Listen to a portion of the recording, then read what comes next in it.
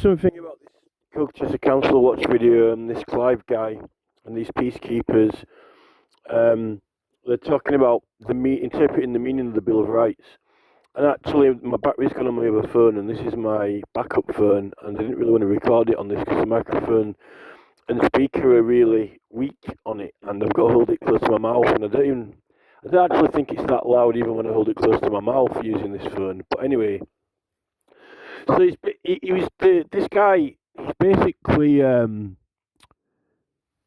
he's critiquing, people who are interpreting the Bill of Rights and the meaning, and some other things as well. But for the Bill of Rights, all these statutes and these main acts of law, it's kind of a bit funny listening to people talking about them, and also quite interesting because when Verbs' channel took off, he had all these different people on, these freemen of the land and all these different types of groups and so forth. And even Graham Moore is saying, there's a lot of stuff on some of those programs that got put out that isn't necessarily true and is kind of like a load of tosh or misinterpreted.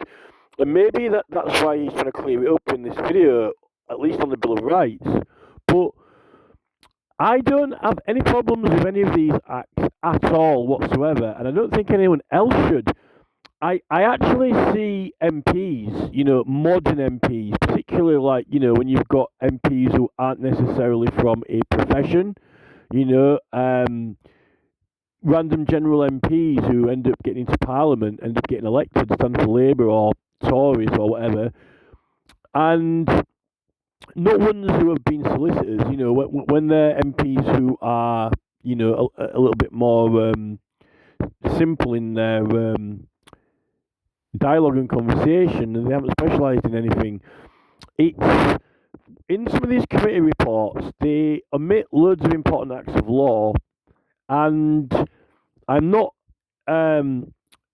Their interpretation, they always focus on the wrong things, and they focus on things that they want to include in order to frame it, in order to get the meaning out that they want or prefer in a lot of senses. But in the Bill of Rights, they're always focusing on Article 9 all the time, right? And I don't even think that it really properly is Article 9. They were given numbers in the Parliament sessions in the draft, and you can actually read the sessions. The 1688 Bill of Rights, you want to read the journals of Parliament from when they were making it, because there's loads of dialogue and conversation going on about it, right? If you haven't read or thought of reading or found the Parliamentary Journal, right, for 1688 and before, then it's mandatory to read that for interpreting the Bill of Rights, okay? And then when you get into matters of religion, you've got to take into account all of the previous statute laws, like the freedoms and liberties of the church, and all those things. And also, the Henry VIII, and the switchover from, the Pope to Henry VIII and, being in charge of the church in England. And William Prynne says in his books, the reason he claims the reason for the oath was allegiance to the King of England rather than to the Pope, right? Because people who were under the Pope could have privileges of the Roman Catholic Church, right? And there's all kinds of things like that. There's also other religions which are banned in England. There's some statutes and laws which you can find if you look for them. I don't want to go into any details, I'm just saying they're there if you want to find them. About, if you find Turks wandering around, a lot of clubs ended up getting the name the Turk's Head, right? There's some, it didn't come from nowhere. They were actually even, sort of persecuted or banned at one point. Particular religions weren't allowed to be in England, right? There's all this stuff that you need to know and read. Now, the thing with the Bill of Rights is this, okay? It is written in a particular style and form. And if someone finds it and reads it, they think, oh, this is like really arcane or written strangely, right? How do we interpret it? Illegal prosecutions, by the King's Bench for matters cognisable, debatable only in Parliament, or by other arbitrary and illegal courses, all things like that. Look, right, when I first saw it, I did sort of have that sense feeling about it. But this is the thing. You're not reading enough. You're definitely not reading enough, right? And you're not researching extensively or widely. By only sticking to the institute laws and sort of learning sort of from the legislation only, it's not a very good way to do it because at that, like, we're talking like, 1688, way, way, way before then, like in the 1620s and earlier, right? The people like knocking books out, like William Prynne and, Edward Coke and all these people. And to be honest, it's just like reading a book now. A lot of it, save for very few words and terms, like in the style and manner of it, and I don't mean the style and manner of the Bill of Rights to that extent. I just mean that it's literally just like opening the book now and reading it, right? It's in proper, relatable, and quite normal English. And that's like from the 1620s onwards. You can just read it, you know. Um, there are some words that you definitely are out of use now, but these people are speaking very clear, extremely understandable normal English, and they're knocking books out right in English, bang, bang, bang, bang, bang, like that. William Prynne, right? He's knocking volumes of books out. He's all over. He's trying to find out about earlier acts and people being summoned to Parliament. He's trying to find out what Parliament is.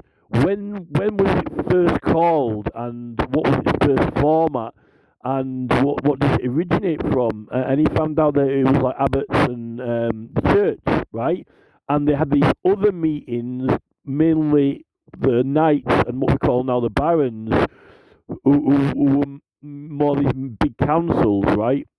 Particularly as the Normans are taking over England gradually, right? But the parliaments were actually the religious leaders anyway, abbots, bishops, and so forth, right? And then they gradually merged together.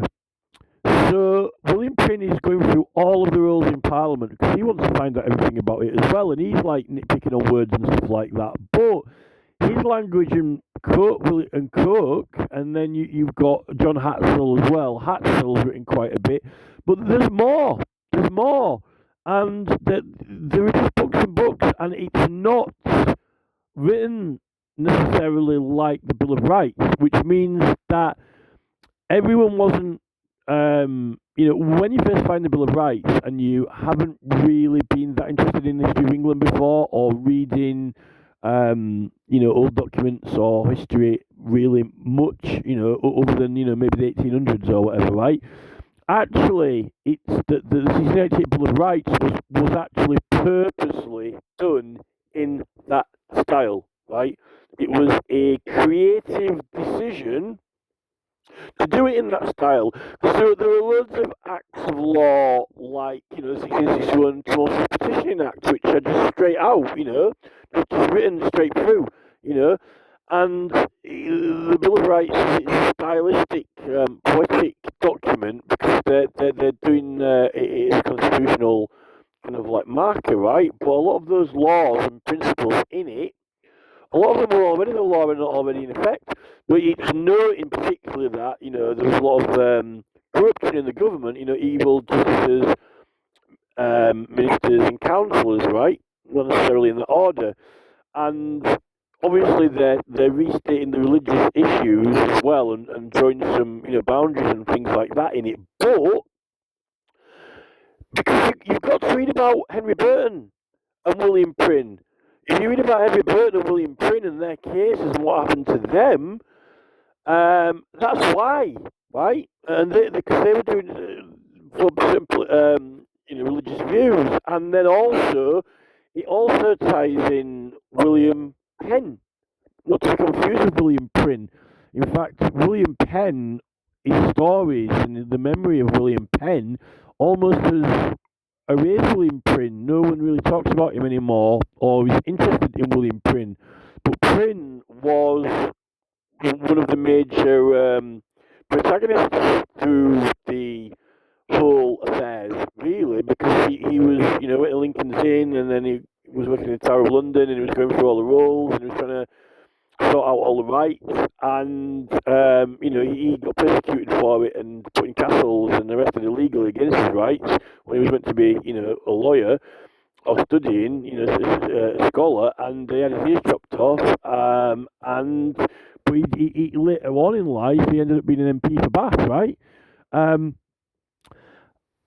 like the Bill of Rights is also written poetically, and it has multiple meanings, but when you say, well, you can't have an act of law which has multiple meanings, well, you can, because like words have multiple meanings, right? Look, right. In order to understand the Bill of Rights, you need one thing: an English dictionary, right? And that is it, right? When you've got these people who are going through it and saying, "Oh, well, is it a noun or a pronoun or a plural or singular or whatever?" It's kind of like, if you can, that to me is stupid because it's in English, right? It is in English. How do you read it? With a dictionary, right? An English dictionary and an older one like the Samuel Johnson dictionary, because you've got words like before, right? But when we're reading some acts of law, like before a court, some people will think, oh, well, it means when you're stood in front of the judges. It doesn't.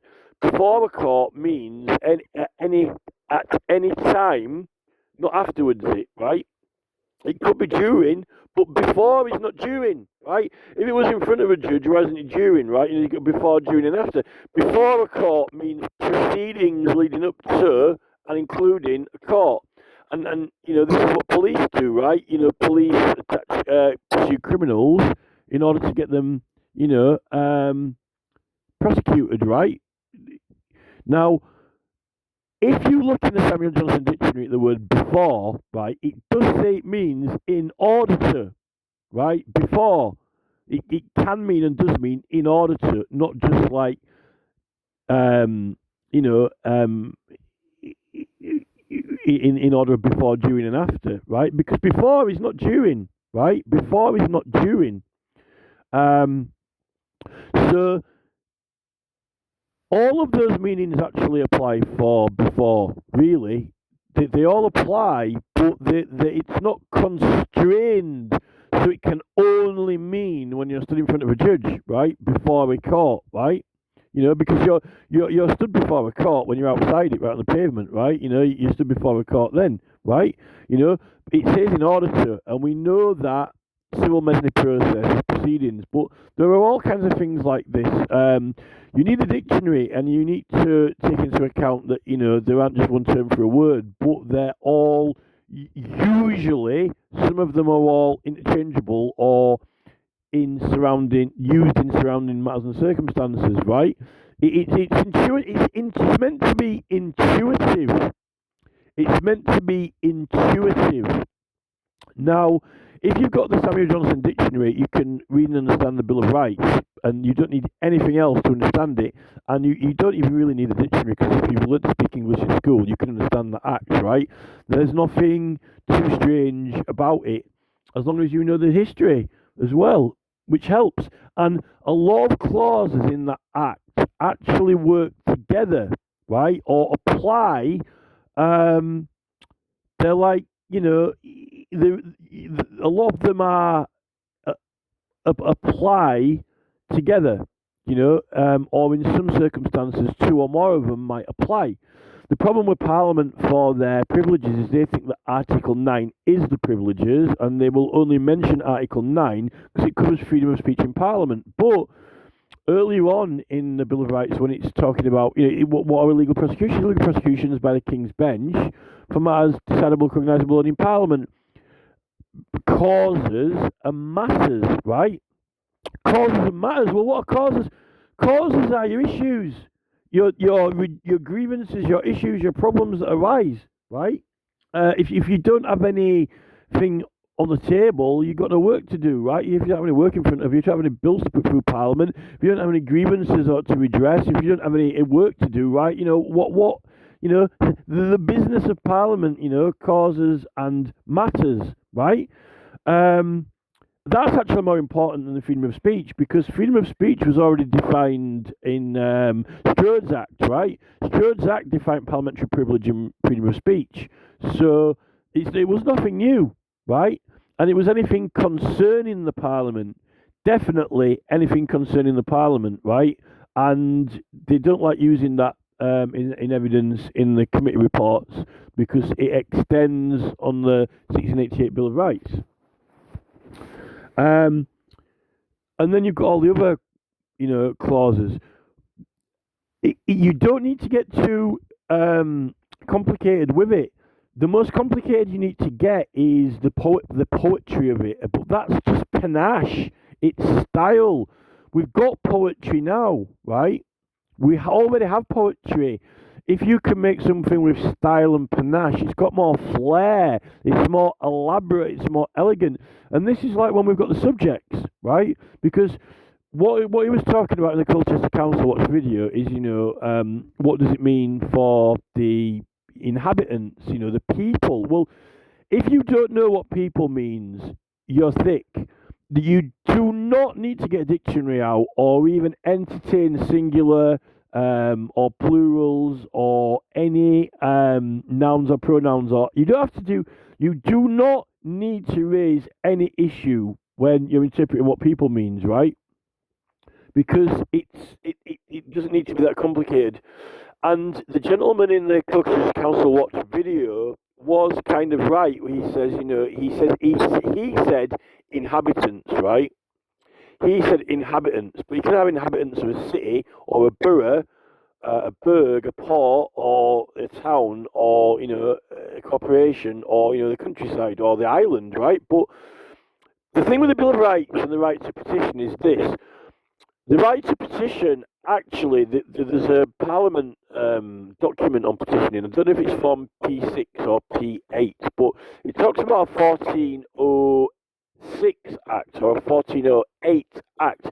And I've looked in that statute and I can't find any act at all that is out of the ordinary at all. And I've looked for a few different versions of the statutes. There are lots of statutes which define the jurisdiction of Parliament from other courts, right? In and around that year, but there is a act in and around just before then, which is sort of within that date range, which apparently is the very first proper parliamentary privilege before Strode's Act, and I haven't really focused on it much, but I know that it's there, and I have read it. But I haven't. I don't think I've pulled that out and written it down and printed it out and put it with the other Privileges Acts. Now, the main act, right? If you want to say, well, what is the right to petition in the Bill of Rights? Well, it's actually, it does all go back to the Witan, before the Norman invasion. But this is the thing: in Norman law, since the conquest, we had the Statutes of Westminster, right? You've got the Justices of the Peace Act, and you've got all your jurisdictions and your local kind of like common law, and you got your bailiffs and your sheriffs established, and your local magistrates and Justices of the Peace, so to call them, right? But the Statute of Westminster the Second. Now, the Statute of Westminster the Second is nearly as old as Magna Carta. The Statute of Westminster the Second has got Article 31, which is a bill of exception, right? Now, remember, parliaments were not always called. In fact, they were called only, every so many years and for a certain period of time. So you didn't have MPs to represent you, and you didn't have parliament or parliamentary privilege. There was the king and council, right? And even if the king was away at war or whatever, there wasn't. Always council would have been there, but I'm not going to argue about the circumstances depending at the time.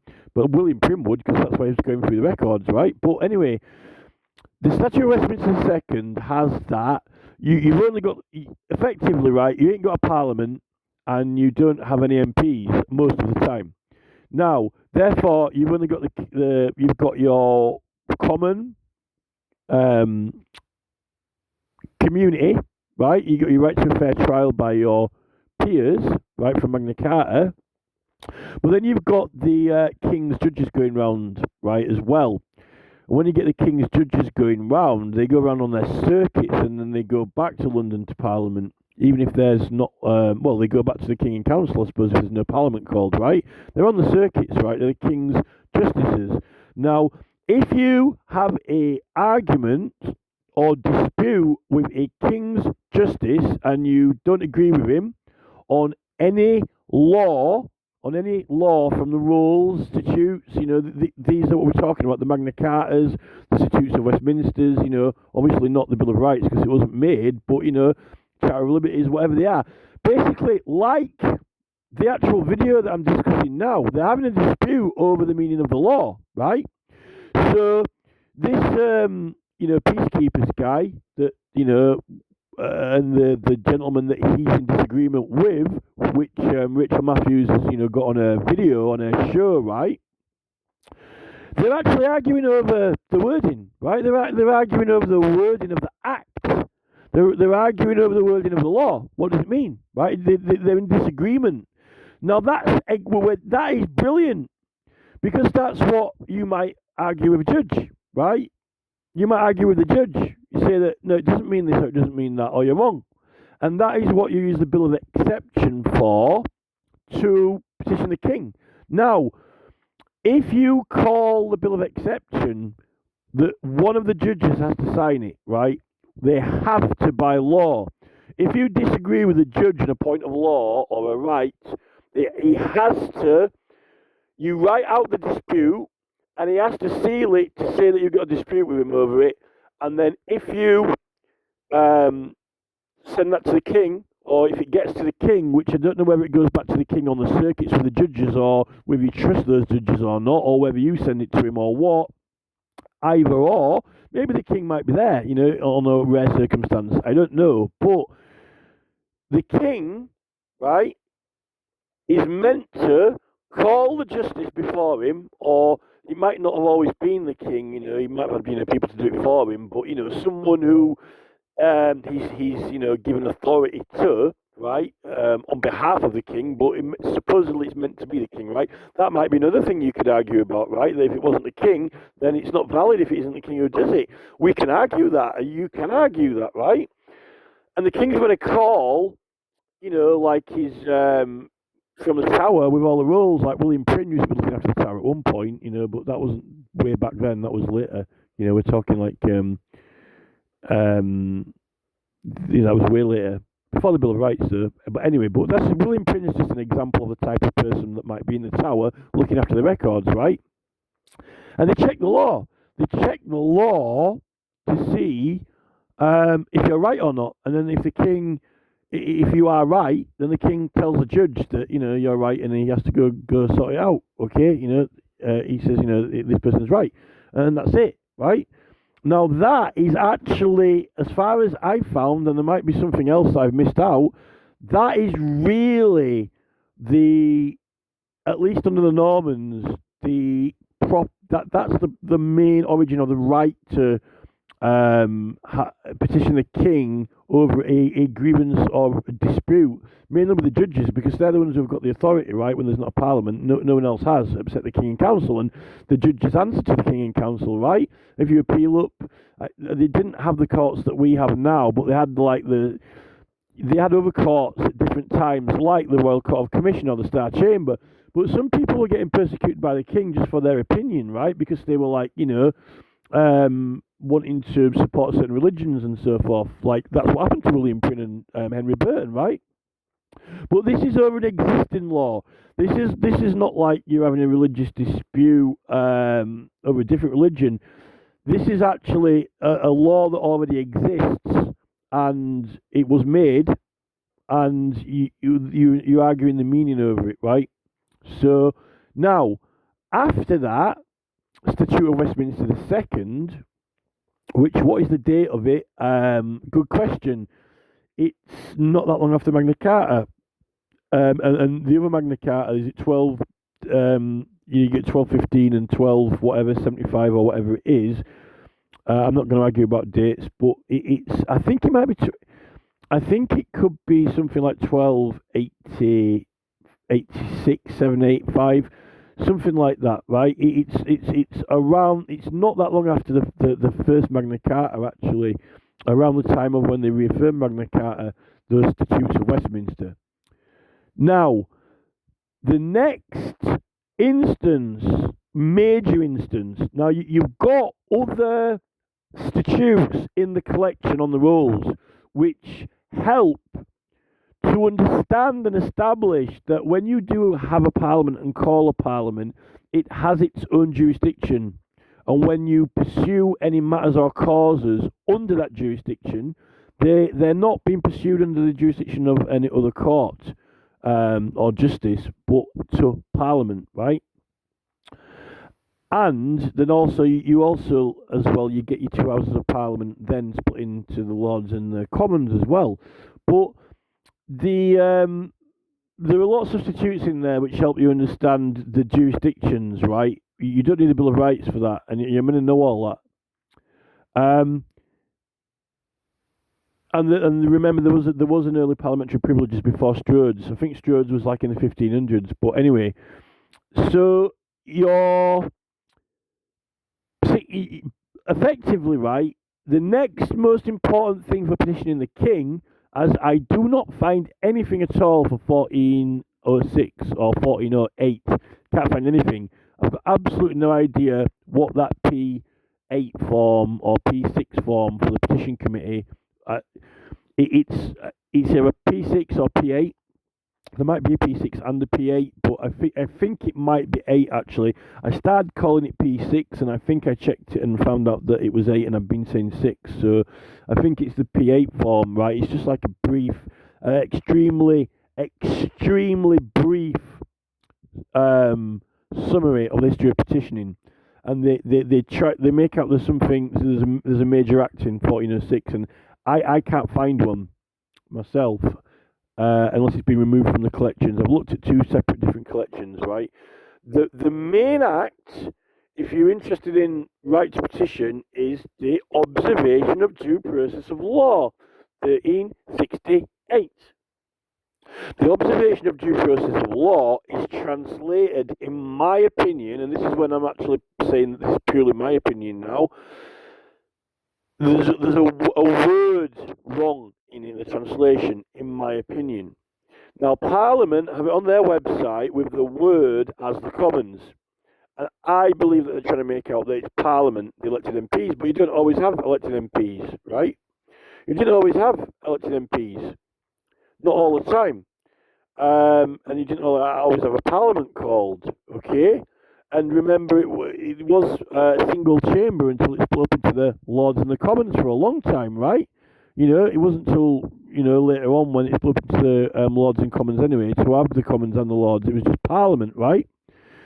Now, according to, if you get a French, not Google Translate, don't use Google Translate, if you get a old French translator, and an old Norman translator, you'll find out that there are a couple of different alternatives that you got for that word, and it strongly suggests that it's the community, that it is the community that have got the right to petition the king, right, when they've got any arguments or grievances, right? Now, they might do that through the courts and appeal upwards, but he also had his, he had various courts he could just click his fingers and call them together, and he could have you in those courts, and you might not necessarily have had any local trial at the petty sessions, or whatever it were called, or the assizes, right? He might have just, called his court by commission, and, you've been called to court, or Star Chamber as well. They had Star Chamber, which they abolished because he was abusing it, and they would strip people of their lands and their possessions and their money, and then execute them, right, just for certain particular things.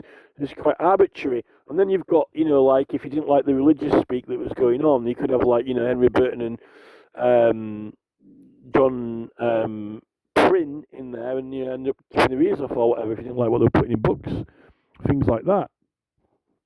So that was what William Prynne was arguing about. He was meant to be a barrister. That's why he wanted to. Well, he was doing what we're doing, but he was doing it back then, and he was actually Lincoln's Inn.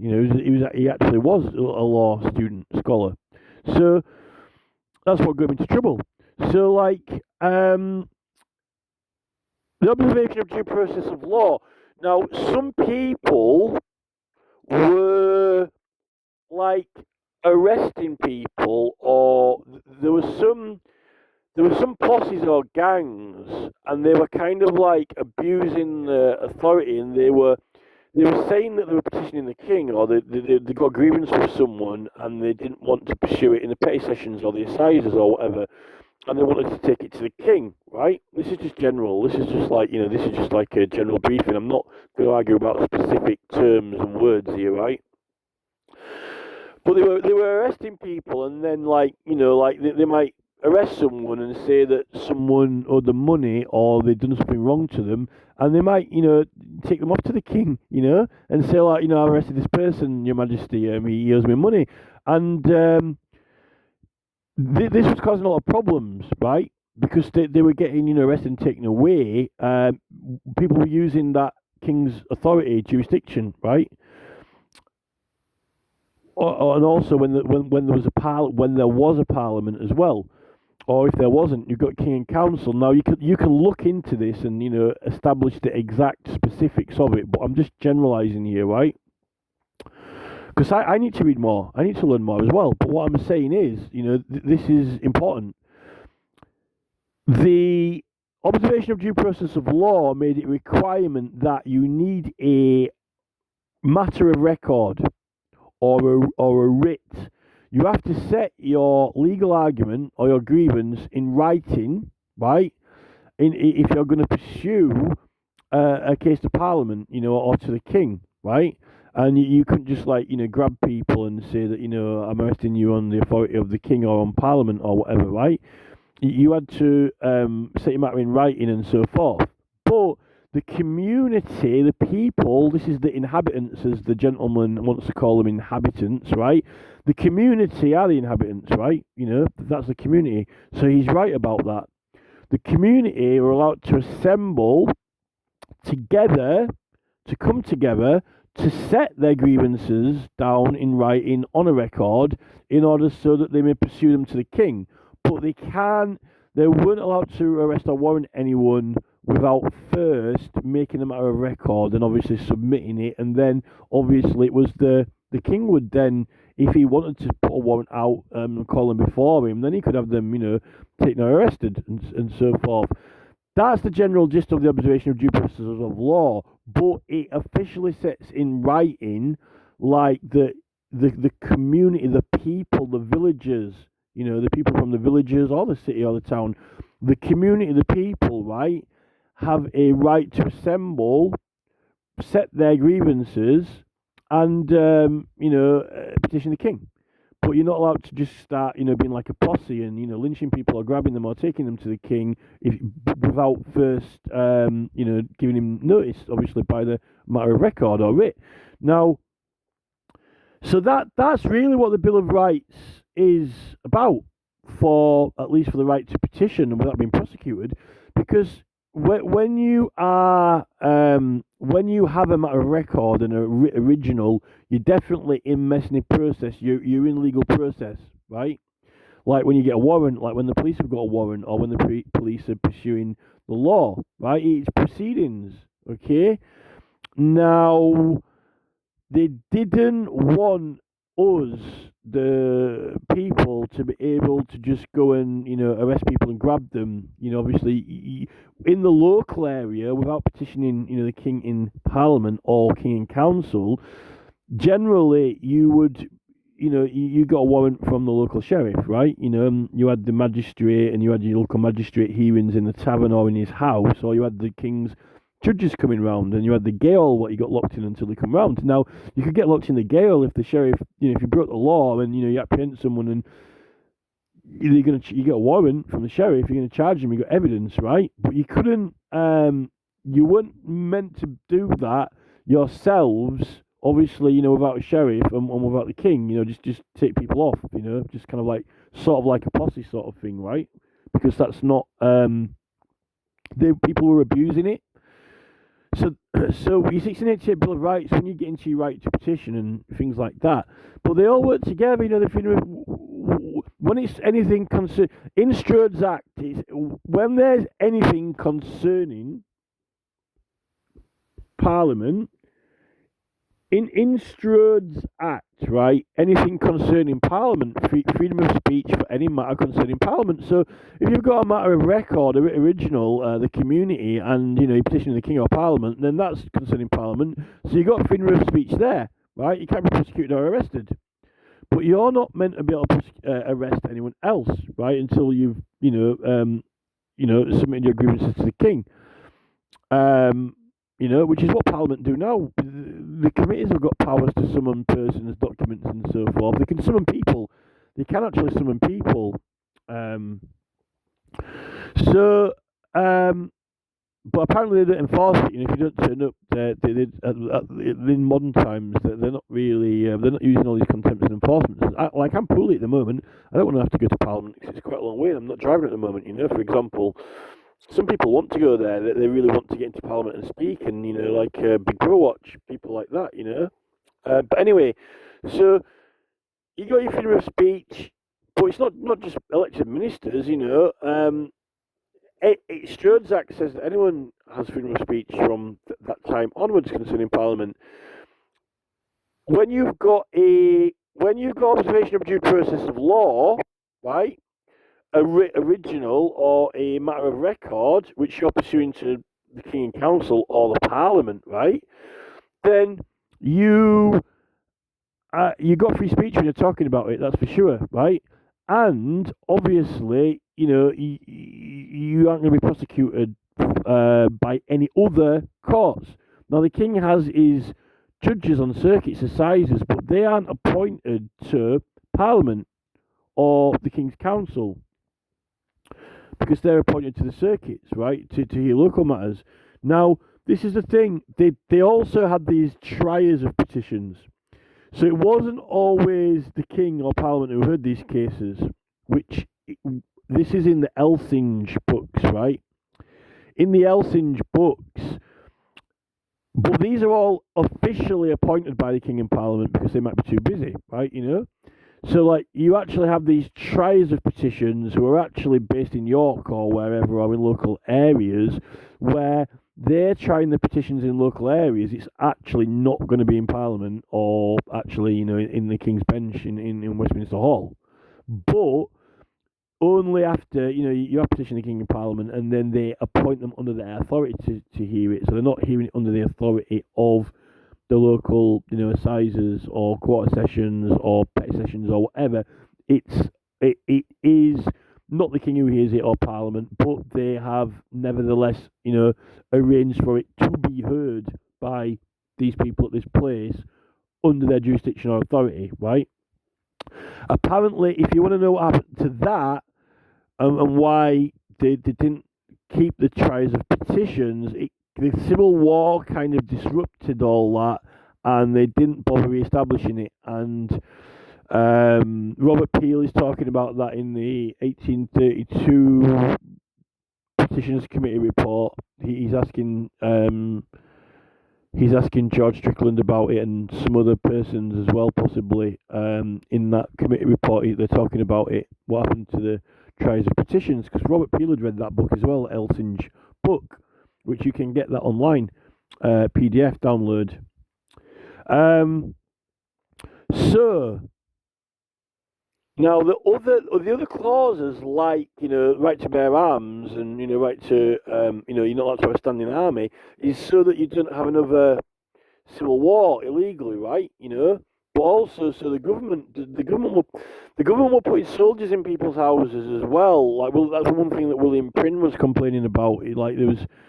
When they were collecting the ship money and all this and that, and what they were Spain, and they had all these soldiers out and about in houses, and they were abusing martial law authority. I think it was making a point out of we had our right before the 1688 Bill of Rights. We had the right to observation of due process of law and other things if you had any grievances with the government or king. But I think they were used martial law to piss everyone off, basically, and put all these soldiers in houses, and they were making them get fed, and they were saying that if they did anything wrong or broke the law, they weren't accountable to the local courts because it was under martial law or something like that, right? So that's also to do with the clauses in the Bill of Rights about standing armies and right to bear arms and so forth. But you see, it says the Protestants have got the right to bear arms for defence and so forth.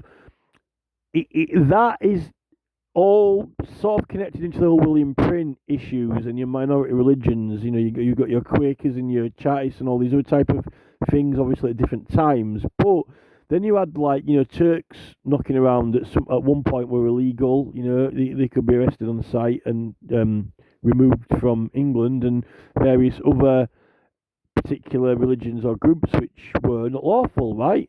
In fact, there was a lot of religions which weren't lawful. It was the arguments over the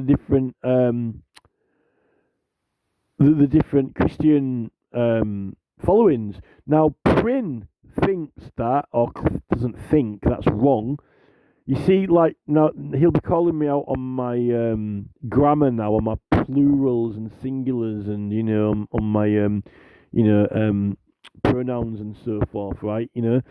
Prynne at the time, Prynne believed in his books that the oaths were only introduced. I think they've always had judicial oaths, but they didn't necessarily have one for Parliament. Prynne claimed that they introduced it because of allegiance to the Pope rather than the King, and the privileges of the Catholic Church in England over their own clergy, because they answer to the Pope, not to the King of England, and the ecclesiastical courts were separate from the rest of the courts. That's sort of relevant as well to the Bill of Rights. And then you've got other rights in there, like free election. Elections ought to be free because, they're paid for by the taxpayer. And if you challenge it to Parliament. And, you don't pay for petitioning to Parliament. And you shouldn't pay for any part of an election unless you're a candidate and you're paying, to self-promote yourself, right? And all these election petitions now are probably illegal. I've suggested that in 1868, when they gave justices the right to hear an election petition, I would have said that was extending the privileges of Parliament, the privileges which were only Parliament had traditionally been allowed to hear election petitions, right? And it was a privilege of Parliament. So letting the judges hear election petitions really is creating a new privilege. And that was well after the 1705 resolution that said you're not allowed to create any new privileges, right? So, I mean, and then when they've got these £5,000 deposits, and they're trying to get costs out of people and so forth. We're not supposed to pay. We don't pay the cost for the election in the first place. So why should we pay the cost for challenging it if there's been a crime? We're not paying for the police. Well, we're already paying for the police to investigate something, right? So, and then the election petition is a scam. It puts people off. It's an obstruction at the moment, I think. You're not really supposed to pay for it at all, because all election processes ought to be free. I would have said all election processes. Now, you can argue on the words of that in the 1688 Bill of Rights. Maybe Graham Moore. You see, this is the thing. I'd love to speak to Graham Moore, but he won't speak to me. He doesn't reply to me. He doesn't answer in chat or anything, and I think I've got a lot to offer. Like, when what I would do in the election petition, regardless of whether he wins or not, and whether he gets his recount, and if his flyers never got delivered, that's a biggie. If his flyers didn't get delivered to the electors, then that's enough to have the election called void, because people were informed about him when they were supposed to have been. So it's not a matter of just a recount for Sarah Poaching if his flyers weren't delivered. So I don't know what the hell's going on with that at the moment. That's ridiculous. what I would do, even if I won, if I was Graham Moore, I would actually say to the justices, even if I won or lost, I would say, Your Honour, elections ought to be free. And I believe that that is all of the election, look, all of the election process, all of it, the whole thing is meant to be free, except your each candidate's own, his own, obviously, promotion, right? He pays for his own promotion, right? But the running of the elections, the processes, and I would say the investigating of it, because we've got sheriffs for and so forth, even if they're acting under Parliament jurisdiction, like, it should be free. And I said that's what the Bill of Rights means and says. And I would put a bill of exemption to those two High Court judges. But I can't do it now because I didn't vote in that election. If I, you see, only 4 people I'm going to sign the election petition. And, but then again, that's even wrong because, you can have as many people as you want. That the whole borough can sign it. Because when it was to Parliament, if you took part in that election and you knew there was an offence, then you can put an election petition, right? If you took part in it, and the whole community could sign it. Now, if the whole community signs it, then the whole borough or community is going to pay for the cost between them, which is not much, but they pay for the election processes anyway, right? So it seems ridiculous. I'd say I'd put a bill of exemption to those two justices, and then say, I want to the King. I'd say, Article 31 in the Statute of Westminster II, I say this election is going to be free, right? And, also the 1705 resolution of Parliament said that we can't make any new privileges. So what are these two justices doing here deciding this election petition? It should be decided in Parliament for free, which would beg the question why Michael Westwood's petition, right? Why is Michael Westwood's petition of 3 million signatures not getting actioned on when you've got people who voted in the general election in every area complained in very large numbers, up to like 8% of nearly every electorate, right? That's what I'd do if I were Graham Moore. But Graham Moore never even called it out on the election cheating of Farage in his Talking Pints programme, which absolutely boosted his popularity leading up to the events of that election, and it was meant to boost his popularity, including having like Pretty Patel on, Jim Davidson, football managers, all these high-profile people, like shaking hands with him, having a pint, you can trust Nigel with your vote. They didn't necessarily say that, but that's what they were.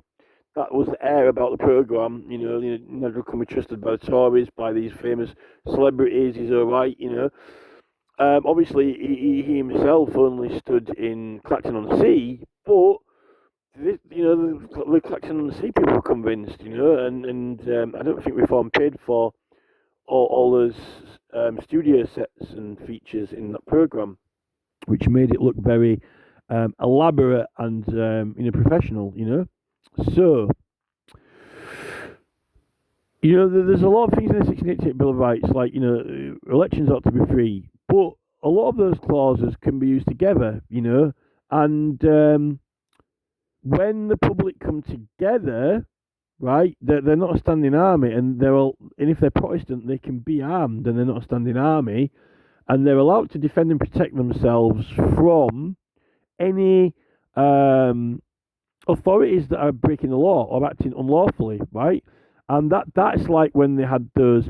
One of the reasons, not the only reason, one of the reasons why was because of when they had all the soldiers in the houses under martial law and they were, kind of intimidating everyone, right? That's one of the reasons why not allowed to have a standing army, right?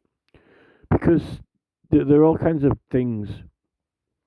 It is questionable whether or not the police at the moment are qualified as a standing army when they've got armed units and departments like bomb disposal and they've got they have an armed unit. If you could get a court to agree that the police are a standing army, at least the armed section of them, when there's not a war on, could be illegal. It could be unlawful, and MI5 probably won't like that, but it's true, that doesn't mean to say they can't be armed. You can't have armed officers because they've got the right to bear arms, right? So you got armed officers like in and around Parliament, at Parliament, protecting Parliament, special police. Supposedly you don't need them because you got the sergeant at arms is meant to be like the sergeant at mace, the black rod and so forth, are meant to protect Parliament. But obviously it's ceremonial, more ceremonial now. They have got police are acting appointed to Parliament. I don't really know what that unit's called that looks after Parliament, but that's just an example, right? I don't know if it's an official, if they call them sergeants. I don't know if they're sergeant at arms or what, or if it's just the Met or London City Police with a unit that looks after Parliament. I don't know, but this is the thing, So they're if they're acting unlawfully, you got the right to protect yourself against them. And the only time when that would be relevant or when you'd be at risk of some kind of confrontation would usually be in a political demonstration.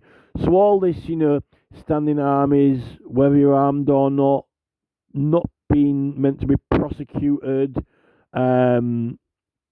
all gravitate around these situations, right? To do with conflict, civil wars, and so forth. Obviously, Graham Moore, I don't come at it from an angle like Graham Moore does. I like bring in other aspects of it which he doesn't talk about or cover, and hopefully, there's not much that I disagree with him about. I just say that he misses things out. He doesn't do the full Monty. He's like, you missed a bit. Like, he's like someone show a picnic. He missed a bit there. I missed a bit there. I might not be always correct in my, plurals and political correctness in my terminology, or English grammar has never been my strong point. But I'm always talking generally, which some people might not like that because that might be why they don't understand me or they think that I'm not being precise. I think I'm being precise in general terms anyway. So, but the 1688 Bill of Rights, like in the opening parts about evil ministers, judges, and councillors as well, which we've got a lot of, and you need to resolve issues with them in Parliament, right? Because they're not going to be, if it's causes and matters to Parliament, it's not going to be resolved anywhere out of Parliament. But saying that now, and now we're getting on to like, can people in Parliament be prosecuted? How far does Article 9? Well, Article 9 is about freedom of speech, right? It's not parliamentary privilege. It's about freedom of speech. Now, ironically, they attach it to parliamentary privilege and say that that is a parliamentary privilege because of Sturge's acts about speaking, but they don't want to mention Sturge's act or talk about it and say that it's anything concerning Parliament or anyone talking about anything concerning Parliament, not just MPs. So they love it and hate it in a way. They like and dislike Sturge's act, and they frame it for their purposes when it suits them. Parliamentary privilege is about, in the Bill of Rights, it's about illegal prosecutions by the King's Bench for matters cognisable, decidable, debatable, and in Parliament, except of arbitrary and, illegal causes. Part of that is to do with the Star Chamber and the Court of Royal Commission, because the King would just conjure them up and, prosecute or persecute MPs, and they would be arguing over their privilege, or Lords as well, right?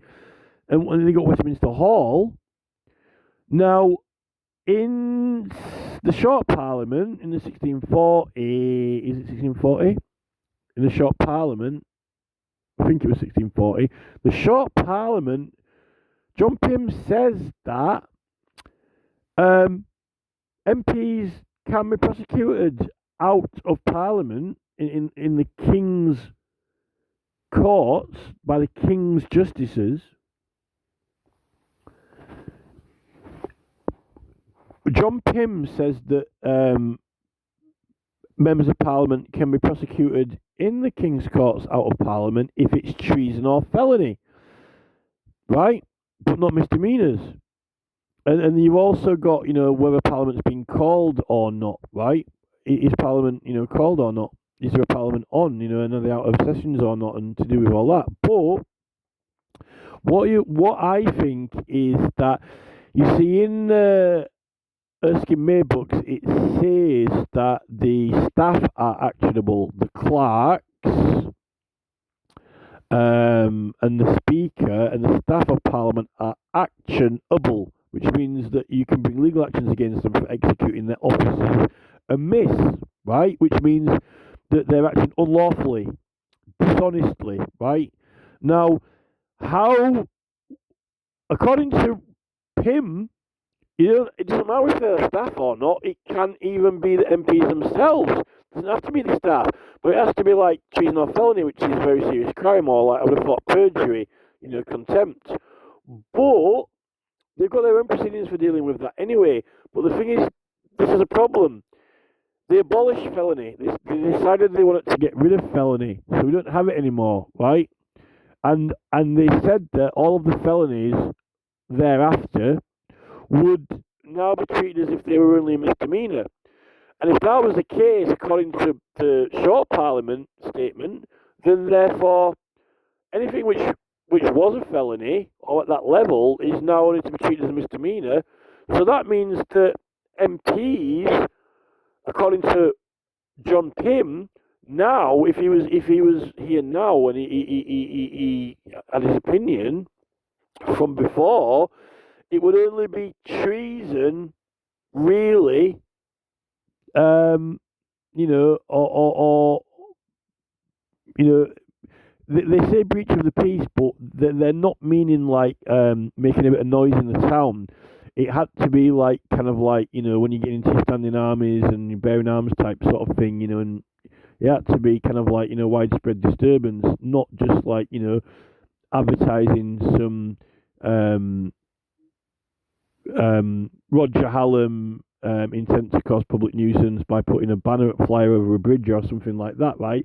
That's just an isolated incident. It's not a uprising or breach of the peace. Had to be kind of like rising people up, sort of in opposition to the government, or like a whole town kicking off or something. So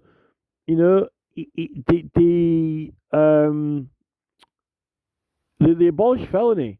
Now, I think that, you see, then Tony Blair got rid of the death penalty for treason. So there's not really anything for MPs to be scared of.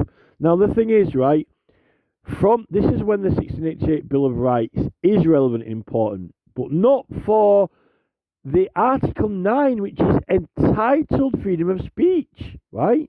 It's only about speaking in Parliament, which they already had from Strode's Act. It's absolutely nothing new. Article 9 in the Bill of Rights is nothing new. It's not actually anything new. So it's not actually that relevant.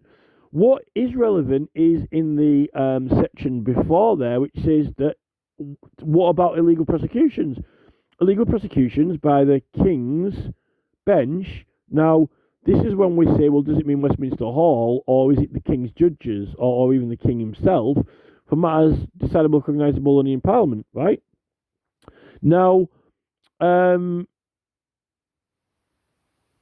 you had Parliaments can do impeachments of the House of Lords by votes, and then the Speaker taking it into the Lords, right, for a trial, right? You can have a trial in the Lords, but that's not appeal-like jurisdiction, and that is not appealing to the House of Lords from another case out of Parliament, like, from the Magistrates' Court, Crown Court, Court of Appeal, or High Court, because, if you've got a breach of privilege of Parliament, or if you already had a case, a cause with Parliament, which we can have by petition, originating in Parliament, right, then it needs its own proceedings and disciplinary procedures, right? And that is not appeal-like jurisdiction. So I don't know why the Lords aren't hearing cases, or you can't petition the Lords, or the MPs can't vote to have something heard in the Lords, because unless, I don't know if maybe they did cover that in the 2005 Appeal-like Jurisdiction Act, but I don't think so. I don't think they did. I think it was more just to abolish the Lords as a court of appeal, because they've still got the standing orders, and the Parliamentary Papers Act requires it's a judicial matter, right? It's a judicial matter, so you need to do it to the Commons or Lords. So standing orders of the House of Lords have like you can petition over a judicial matter, right? I'm not saying that I'm not saying an appeal from the courts, but you have to be able to have like your bill of exemption, and you've also got your writ of error as well. But the writ of error, like it's like a petition about a mistake, right? But then your bill of exemption, they're both the bill of exemption and the writ of error could be misunderstood or misconstrued. I've got a book that has them both as two distinctly separate processes, but in one case, I think they mention both of those processes, right? Or they discuss both of them. But the bill of exemption specifically is disagreement over interpreting an act of law or a right, okay? And that is actually what this guy's talking about in the video that I'm actually critiquing now, in this Culture Council Watch video. They're arguing over the legislation. That's what the Statute of Westminster II is for, Article 31. Exactly for that, right? And you can do it. You could do it now on the Bill of Rights. You could do it for elections. You could challenge the justices' the legality of the justices themselves. You can see that they've got new privileges that didn't exist before. You can also say that this £5,000 deposit has to be illegal because no one can access justice and elections aren't a free process. Then, including challenging an election petition is election processes, right? It's not standing an election; it's calling it out for being unlawful, right? So. Can MPs be prosecuted? Well, this is the thing. They haven't really got anything to be afraid of if the big ones, if they can't be done for misdemeanors for things that are for Parliament. Now, the problem with MPs is this: when they usually get arrested by the police at the moment, it's for private crimes, right? Private offences, right? This is like Dan Norris, Mike Amesbury, Patrick Spence. They're going about their normal lives and they commit a crime. Now, they're meant to be protected from prosecution for the duration of Parliament, and then they're not evading the crime. It's been postponed for convenience so they can serve the people who voted them in, right? Now, the people who voted them in can also remove them, but they're trying to let us forget that by having the criminal accountability set into this recall petition process. I'm not disputing the Recall of MPs Act. I'm saying that if it's an indictment, that's fine, right? But you don't have the recall petition until end of sessions, and if it's a misdemeanor, you don't actually get arrested or go on trial until the end of sessions. Then there's nothing wrong with the Recall of MPs Act at all, I don't think. But we're meant to be able to remove them anyway, just because we don't want them in there, right? We're meant to be able to remove them because we don't want them in there. And the basis is that, elections are organised, checked, counted, and paid for by the government, right? So why would you, want a petition to remove an MP? It's going to cost you money, but there's nothing stopping you from doing it. But then you've got a legitimate, when you collect all the signatures, then they've got to be checked and proved to be authentic, and you've got to pay for it all, right? Because, it's not an election, but the people can have a grievance against their MP and say, we want to change his MP, right? They're not letting us do that at the moment when really we can. It'd be a lot easier and cheaper than an election petition now at £5,000. Why didn't people do that instead of an election petition? Well, because you need to get more signatures. If you challenge an election, if you go back to 1686, right, or 68, sorry, if you go back to, before they give the jurisdiction to the courts, then you're petitioning Parliament. And any person can say, like, I think this election was rigged or someone cheated, right? And then that's a particular accusation that you want proved, and there are consequences for that particular accusation, like this person wasn't duly elected because their votes were not this or that. That's your claim. Or that this person cheated and, someone else, bought drinks for everyone and gave them entertainment and got them to vote for them and cheated, right? But if you want to remove your MP, that you're not calling them out for breaking a particular rule or procedure or votes not being valid or someone treating people buying them drinks. You're just saying we want to remove the MP because, like, well, how many votes did he get to get in? Well, if he got 200 votes, we'll say, look, we don't want say, like, well, we're going to found 600 people now who don't want the MP in, right? So get him out, right?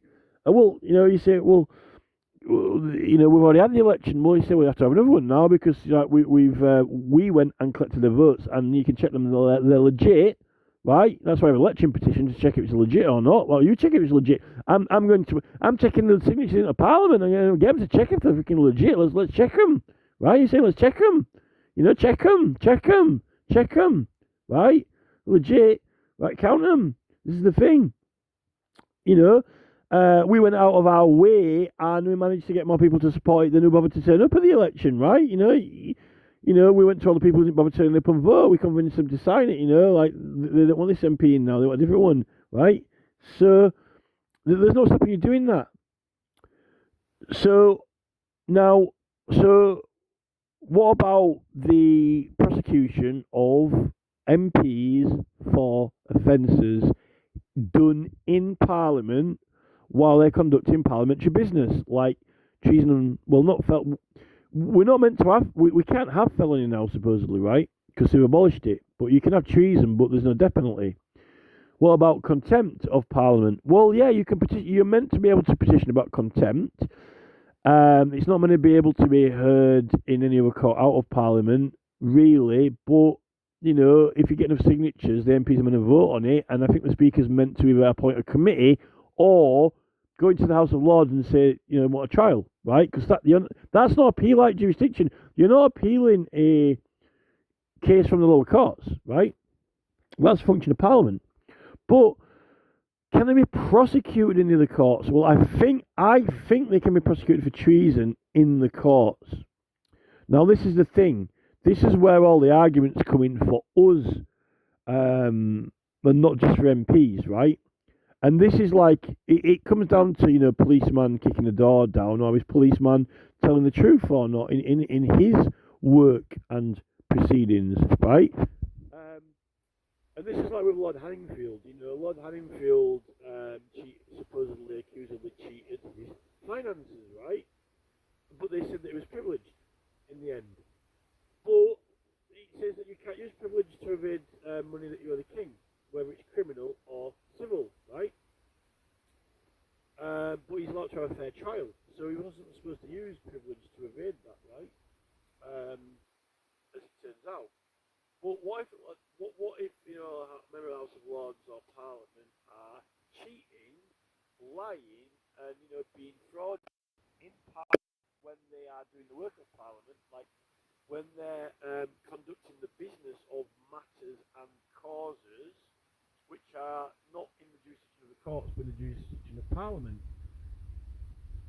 Is that to be heard and debated in Parliament? Well, they've got a Privileges Committee and they've got the Lords, but if it was a misdemeanour, according to John Pym, no, it wouldn't be heard in the courts.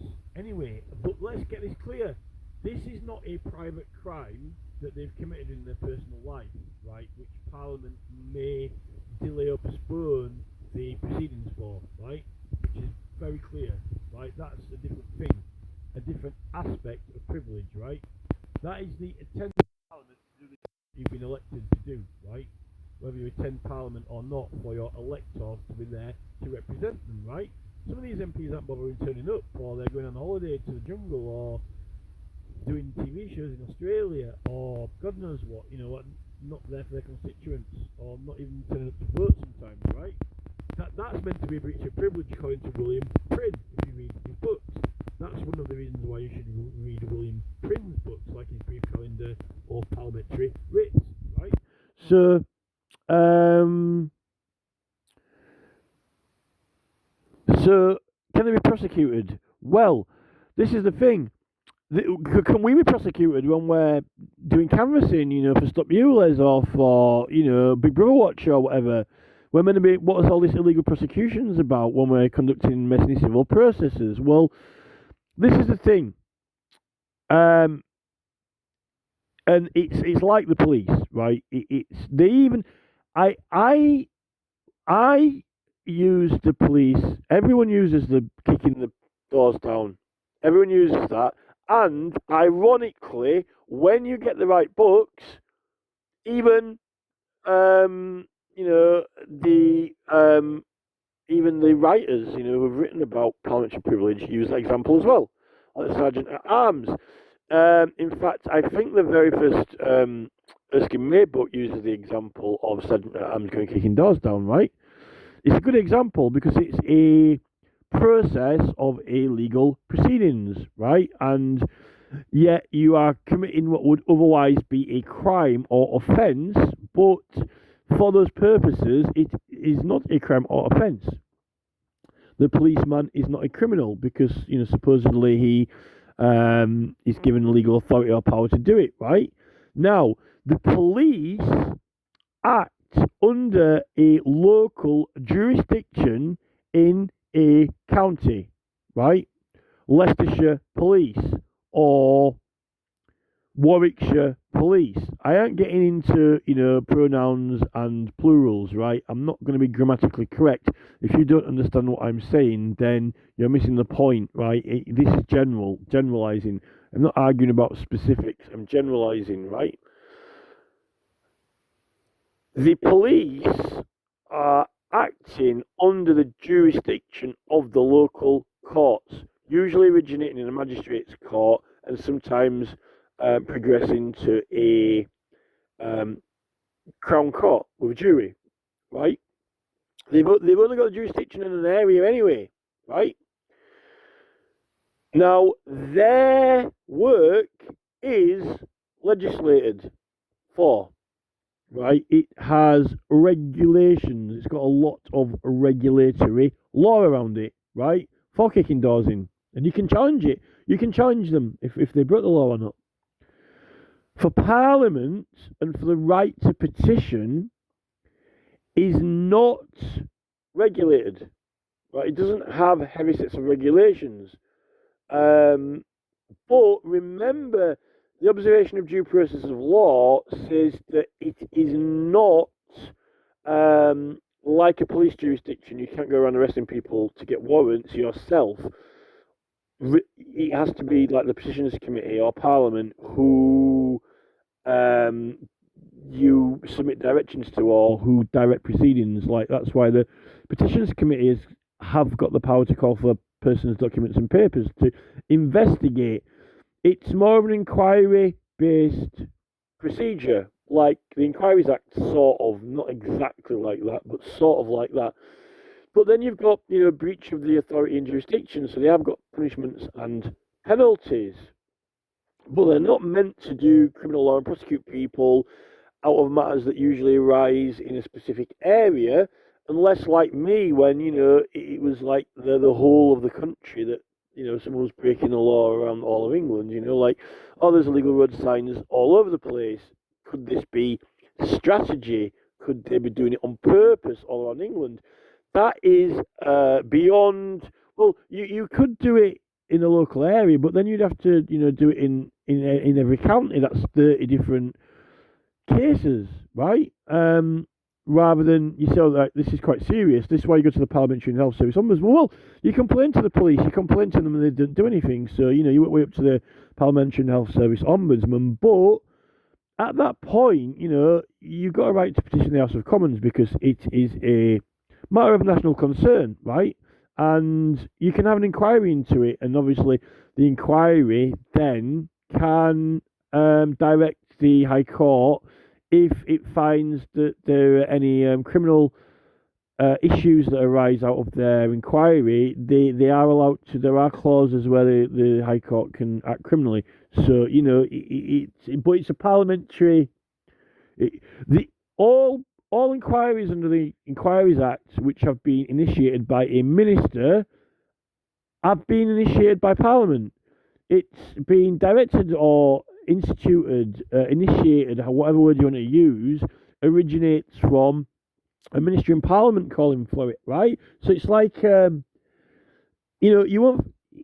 won't find this in law, but it's better to understand generally, not specifically, but generally, that the Inquiries Act really is for things that are too big for the Petitions Committee or a subcommittee to deal with because it's too much for them to take on. So therefore, a minister will, have an inquiry into the Inquiries Act. It's because it's too big for the committees and other departments of Parliament to handle themselves. So that's why you do it, and then you appoint persons for that inquiry and that inquiry only. It's kind of a little bit like the trials of petitions in a way, when there's trials of petitions, sort of. But it's a modern legislative format.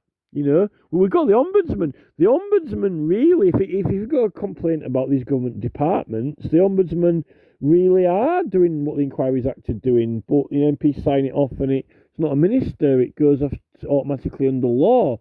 But they're getting it out of Parliament now. They don't want Parliament to have these things in there, and they've really been trying to get rid of paper petitions in Parliament and anything which is not amending and strengthening the laws. Well, strengthening the laws is a joke now, right?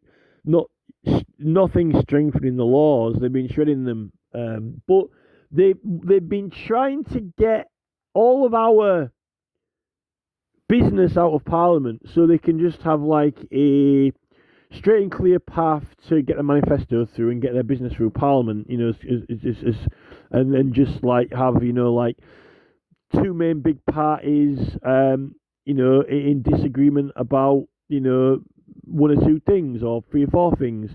This is why everyone's saying it's a uni-party, because the main parties agree on a lot of these long-term strategies like Tony Blair subscribed to, and they're both going to go along with that. So they're only in disagreement about, oddities or gender or sex, or whether it's Kim Leadbeater with this is a Suicide Act, things like that. Gordon Brown has got something to say about it. Abortions. There are these other bits and bats that they're in disagreement about, but there's this body of things like this digital agenda which a lot of them want to get through, and have been advocating for it. And also getting our business out of Parliament. Now, you might say, well, we've got an e-petitions website. Well, yeah, but it's not paper petitions, and they're trying to say that you can only do policies or legislative suggestions, or effectively, like supposedly amending and strengthening the laws, but there's no strengthening going on, right? Not like your personal grievances and matters, which is in the Bill of Rights. It says that Parliament is there to redress personal grievances which haven't been resolved anywhere else in government, and and also the laws as well. But even in 1973, 74, they were saying, public petitions is a waste of time. There's no point in it. It's a charade. So they weren't taking it seriously, but it's taken seriously in the 1688 Bill of Rights. It's taken extremely seriously. One of the reasons that Parliament's called. But under the Thatcher government and under the 20th in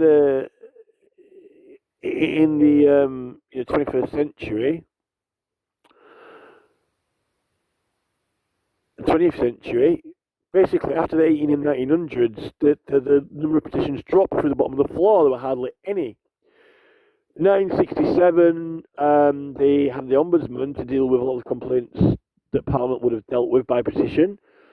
Now, what Tony Blair did is that I think he wanted to get rid of the paper petitions itself and then sort of like get petitioning out of Parliament, like completely and constitutionally. Because, Gordon Brown Constitutional Reform Act, they get rid of appeal at jurisdiction in the Lords. They're wanting to get us out of Parliament and put us on the sideline. You see, the Ombudsman really is on the sideline. It's an entire department to deal with things, right? But it's out of, the MP signs it off, signs it and then, off to the Ombudsman, out, get out of the business, right? But there's never been as many members of the Lords ever. If they ever had as many people to deal with things as now, they've never had as many members, right? They should have, someone spare to change a light bulb or whatever, right, in the House of Lords, on committees and so forth. Now, Blair did his number 10 Downing Street petition site in number 10. He called it number 10, right? But yet, when you petition, you're going to petition your MP, right? And your MP's in Parliament, so I don't know why you're petitioning number 10. I mean, people hand big petitions into number 10 for publicity. It's to the Prime Minister, the Cabinet, the Minister. And it's meant to be received by the Crown, right? By the government. So, because they usually hand it in if it's a big petition, because it's like the Prime Minister, he's like the head of the government, and he's at number 10. Now, but when Tony Blair did his number 10 Downing Street petition site, from what I've read, he sent it off to government separate departments, right? They just got automatically sent off to a departments to deal with. Now, that's according to the 1944 Petitions Committee report, with John Tinker in that one. Not Tinker, but one of the other MPs, I think it was that report. If I'm wrong, it was the 1832 one, but I think it was the 1944 one. He said that, I'm sorry, but we've been sending the petitions off to departments. We've been doing that wrong. And they said, yes, we're not supposed to. Because government departments are not elected by the people, right? They've got no judicial authority or power. Parliament's the court. Your MP's the judicial person who signs the petition and endorses it, and the committees are appointed to sort them out. Now, the House is meant to be able to vote that it gets sent to a department, but that's like a judicial authority decision. It's not meant to be just like, automatically gone direct to a department, because there's been no judgment made by MPs on what should or should not be done, and you haven't had a proper hearing on it. And when you're using your powers to do the petition in the first place, you need the Parliament, the House of Commons, because that's your authority in pursuing your due process of law with, right? Not a government department. And government department, well, what if you want to abolish a government department? And this is what the current e-petitions team have been doing. They've been like asking advice and permission from departments, like, I'd like to abolish, the Department of the DVLA, right? Well, the DVLA are not going to say, that's great, that's a great idea, yes, like, we'd love to be abolished. No, they're going to say, no, you can't do that, that's dodgy, you can't have that. So that's what's been going on, right? And also, the standing orders are still in effect, but now there's, and then they put these policies in place, but I don't think they've adequately backed up standing orders with them for online petitions, for digital ones, and they want to modernise it. They're saying, we want it as a modern style, a business format. Well, the title of the petition now is usually what you're asking for, but that's usually the prayer. That would usually be the end. And, when they say, we want to modernise, we don't want it to start off with, like, the Honourable Commons Assembly in Parliament, well, who the fuck's it to? If it doesn't start with to the Honourable Commons Assembly in Parliament, then who's it to? It's, when they were discussing, let's modernise it, it's kind of stupid. Because it's like saying, I'm going to modernise writing a letter or an email, but I'm not going to say that it's to this so and so. Right, it's not to Mr. Smith. It's well, who's it to then? You know, that was like probably the worst comedy. Probably the worst comedy out of it all, right? The worst comedy is like, we're going to modernize petitions. Well, you don't have to write, you know, to the Honourable Commons assembled in Parliament. Well, who's it to them? It's not to ice cream man, is it? It's not to Billy Bronco. It's not to Mr. Putin or to Donald Trump, the President of the United States of America. It's like self-explanatory. Why does it say to the Honourable Commons Assembly in Parliament? Because that's who you're sending it to, right? You're not sending it to fucking McDonald's or to a sausage factory. It's ludicrous. And I actually don't mind. I actually like. Look, right? They were wanting to get rid of all the etiquette, right? But then they're doing all these rules in the modern policy saying, oh no, like you've got to speak politely and give respect. But then they were saying they wanted to scrap the format of the petitions and get rid of it. So they're saying like, if you don't say the honourable Commons in Parliament and humble petition and do show off, how are you giving them respect? When you're being respectful, you're using respectful words, right? When you bother to write the words being respectful, then you're showing respect, right? And they do this in the committee meetings there. In fact, they're so obsessed with it now. The etiquette, the politeness, and the style is actually taking up that much percentage of the proceedings that it's become disproportionate. It's become disproportionate to actually the evidence that gets given and so forth, right? And yet they were telling us they wanted to modernise and make petitions.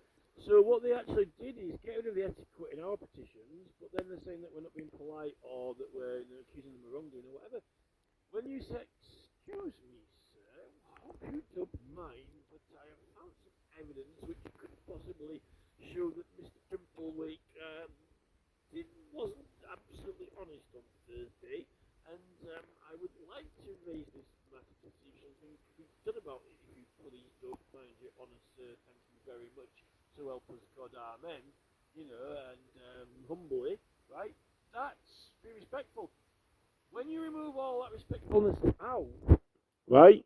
Then what they're doing is they're saying, oh, your positions are disrespectful, or oh, it's got accusations of wrongdoing in it, right? Or they're scandalous or defamatory or whatever, right? Well, but you told us to remove the etiquette from it, right? And then when you do have the committee meeting, then there's like 75% etiquette and about 25% worth of decent evidence gets given, if that. Sometimes not even good evidence. And they're not letting us attach what evidence we want to be included or what we'd like to be considered. And the MPs just give what evidence that they think should be in or they looked into themselves, which is kind of like getting a solicitor or a lawyer and not bothering to submit your own statement and just letting them, do the case however the hell they want, right? God knows where they get the evidence from. You're meant to be directing a solicitor or directing a barrister. When you go to the trouble of getting 100,000 signatures in a petition, you're definitely supposed to be directing your MP or giving him directions, or a statement of some sort, which at the least should be mentioned or included. But most of these MPs, like in that Michael Westwood petition, just wanted to say what they wanted to say, which wasn't really much or wasn't that significant or very deep or intellectual, really. Not compared to the 17. It's not. The current debates are not to the standard of the 1800s, that's for sure. The 17 and 1800s, the level of intellectual, a lot of those people who got elected, Parliament's only for privileged people or Parliament's only for people who went to private school. They'd all been quite well educated, regardless if they were, corrupt or not.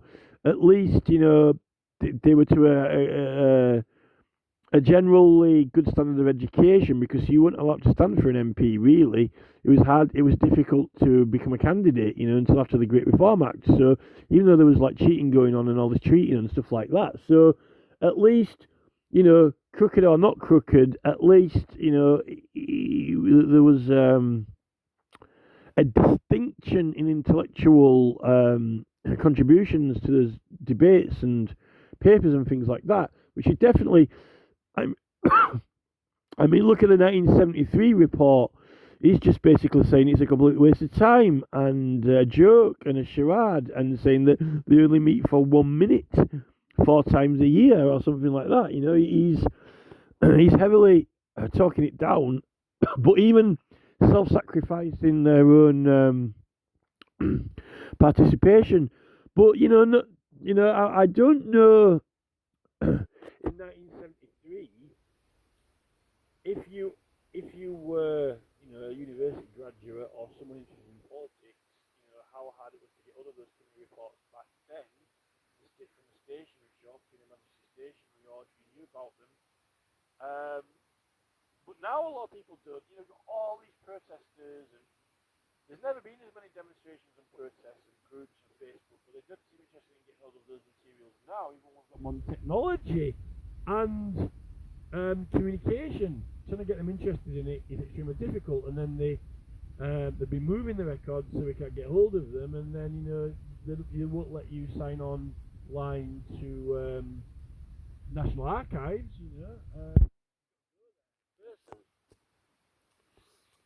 So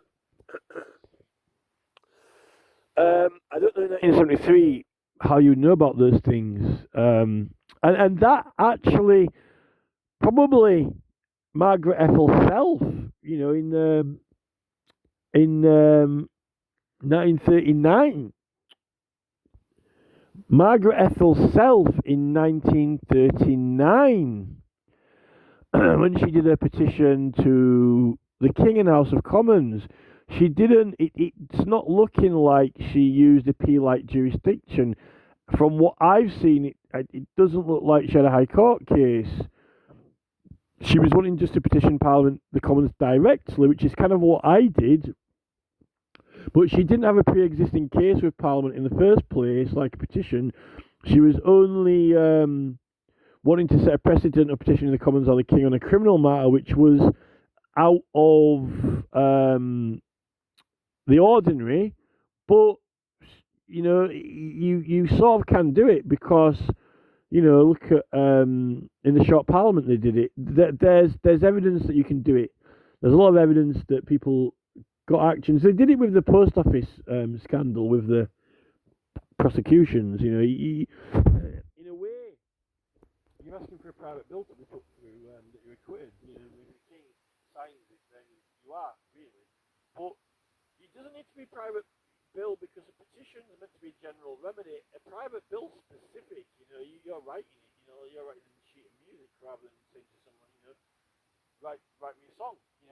When you're petitioning Parliament, a committee, really, unless you've actually drafted a private bill yourself, you're saying like, write me a song about sunshine or whatever, rather than you writing a song about sunshine and saying, this is the song that I want. This is the act of law that I want, like this, right? You're trying to get that sponsored. We've got a different procedure for it now. But when you ask for a general remedy, it's the same jurisdiction process, but it's meant to be like at the Court of Sessions, because you can do a petition to the Court of Sessions, which I don't think is meant to be summary, right? Or you can do there are lots of different forms you can fill in at the Courts of Sessions, and they're all slightly different. It's not the same thing. Like a petition doesn't necessarily have a respondent, right? It's only one party, and that's really sort of generally like the difference between having a private bill to Parliament or asking for a general remedy through the Petitions Committee. It's still the jurisdiction of Parliament, and it's not going to get banged off and put through if you're successful, right? Some way or other. But now they debate the petitions in the committee, right?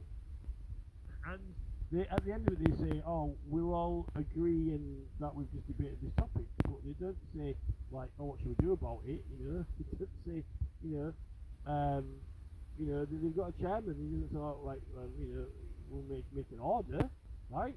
Or refer it to a committee to make an order, um, which is the point. And the petitions committee who convene to sort petitions and send them off to different departments and committees, when they have that debate, that's not general sorting of petitions, or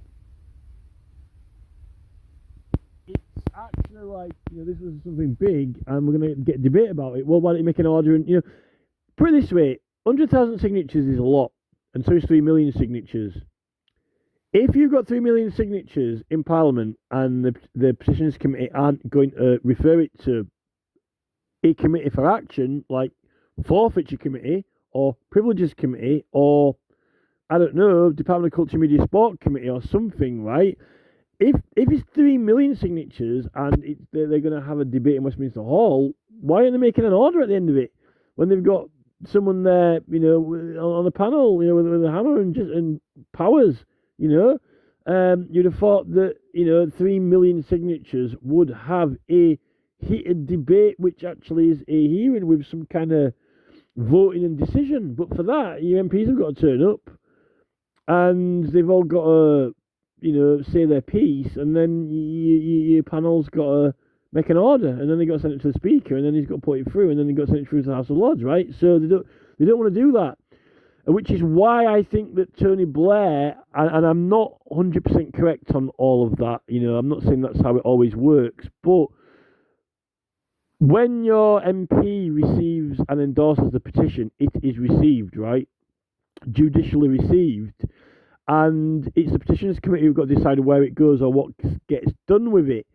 It can be returned back to your MP or the chamber, and they can decide on what to do with it if the petitions committee doesn't. But it wasn't actually meant to be sent back to the sender, if it was, reasonably eligible, or,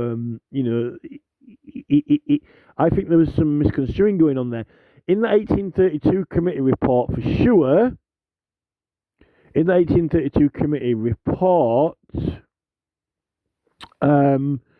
it says that Parliament was meant to resolve every grievance if possible, and it also said that it claimed that they were actually claiming, and this is Robert Peel, by the way, of the police. So he claimed with Strickland in that report that they claim that those standing orders, past resolutions and standing orders, weren't necessarily permanent and didn't carry on all the way through history. They were like they were made to deal with something at the time. So like when they keep going on about posting petitions back to the sender and stuff like that, apparently that wasn't necessarily a ongoing standing order. It was just something they did at the time, particularly when your people can't read and write properly, I would have thought. But so and now the policies they're knocking up don't even comply with standing orders. In fact, they're only signed by the leader of the House and the chair of the committee. And this is the thing, Parliament hasn't really got any rules really, other than the standing orders. There are some acts of law, like, so standing orders are meant to be the rules of Parliament. Erskine May isn't actually law. It's only the advice of a clerk, and the clerk kind of like, you got to take his word for it that these are the proceedings of Parliament, how you go about the business, right? They had a manual of procedure in the public business, right, which told MPs how to do things by tradition. But standing orders is meant to be the law of Parliament, really.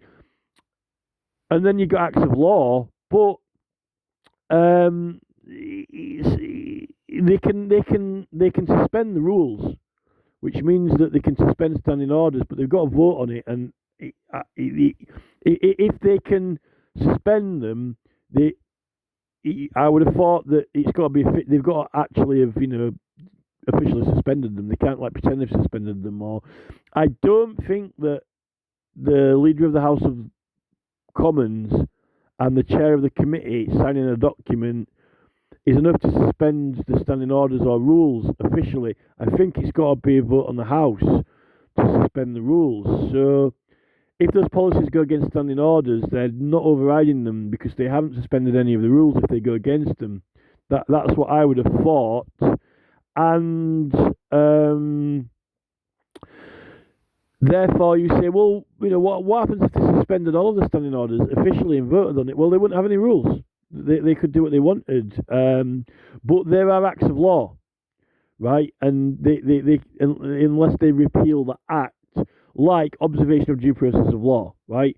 Observation of due process of law and the Bill of Rights are law, right, that we use to engage with Parliament in law, right? That's not a standing order. So the right of the subjects to assemble of the community, if we're going to agree that it's community, and you might want to, you might want to challenge the king on that, whether it is community or commons, It wouldn't have been commons if there wasn't a commons called. If it is a community and they've got a right to assemble and a right to set their matters down in writing in a matter of record to Parliament, and obviously they can speak to the community about it because free speaking in anything concerning the Parliament, right? That's that 1512 or whatever, 15 whatever Strode's Act. That's what it was for in the 1500s, right? Because you'll use that with the observation of due process of law, even if you're not an MP, right? It says anyone after this time. You use that. So Parliament can't really stop you from speaking freely about matters concerning Parliament and stop the community from coming together, particularly not if they're coming together to make a matter of record, and that means you've got the right to tell all of the community about it, not just some of them, right? So standing orders and policies from MPs cannot take that away from you. Yet, after Tony Blair's highly successful number 10 Downing Street, when he was like sending it off to departments, when apparently you can't send it straight off to departments, right? Then 2010, they make this new petitions committee, what's actually in Parliament, but it's dealt with by the staff members, and you don't get it sent to your MP, doesn't sign it, and they're starting to say that you can't do this or that, right? Which, effectively you can't have matters of grievance there, or you can't have local, you can't petition as a local group, like a local cycling club or this or that. It's got to be your own name and stuff like that. And so, I don't think they can stop you from doing that because it says a community. So, I don't think standing orders of Parliament standing orders of Parliament don't override an act of law. And obviously, if they wanted to suspend the act of law, well, they have to repeal it, right? Which I don't think that it is repealed in the Bill of Rights. So their powers, the law gives us statutory powers and privileges. The 1688 Bill of Rights makes it a privilege. I would have thought that you would have said that most people would agree that Strode's Act gave us the privileges, because if you're using the observation of due process of law, it is a matter concerning Parliament and the King, if it's to Parliament and the King. So you've got the Strode's Act with the observation of due process of law, which is kind of like what the 1688 Bill of Rights has done. It's like listing them and adding them, merging them together in one document. So, you've got your freedom of speech, and you've got your right to petition the King, and then you got your right to assemble, and and that you shouldn't be charged for elections and various religious things and this and that, and we can't be gypped off with it or conned by evil judges, ministers, or councillors, right? Which is well, we're getting gypped off when they're doing these ridiculous policies which say that we can't do this or that when we've got a legal power to do it, right? The Modern Petitions Committee is hijacked a lot of the processes, and they're trying to make out that they've got the right of administration and moderation, which is kind of like Facebook. It's like they're giving themselves these YouTube, Facebook moderator powers, which they're enjoying having, but they don't have that right. They don't have the power, right? They're kind of like reeling in they're drawing in the processes, and they're not officially recognizing them when we're doing them. When you're raising awareness of these issues and trying to get more people to subscribe to it and canvassing it and advertising it in public, which is what all this protesting and demonstration is, if it's a parliamentary cause, all of that's protected as well. So there's all that as well.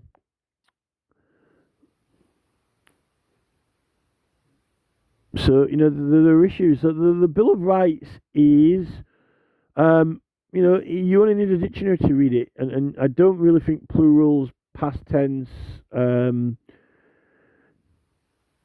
are that important. I don't think the grammar of it is that important. If you understand English language and if you've got a dictionary, then you can read the Bill of Rights without there being too many arguments. And I don't think that when you read the clause on elections, elections ought to be free, right? There's no disputing in the wording in it, because I don't think that whether it's plural or singular, or whether it is, politically correct or not, or whatever, or whether it's a synonym or whatever the hell it is, it only says that, the holding of elections ought to be free. Well, you're not questioning the wording of it, really, because I don't think there's anything to question about it. What you're actually questioning is not the wording of it. You're actually questioning the election itself as a process. If you question, are election petitions that challenge an election, should they be free as well? Or are they part of the election processes and procedures, right? Or are they just a normal petition to Parliament, right? Or is an election petition part of the electoral process? And I don't think that act tells you it, no matter how you interpret the words of it. Elections ought to be free. Well, what are elections?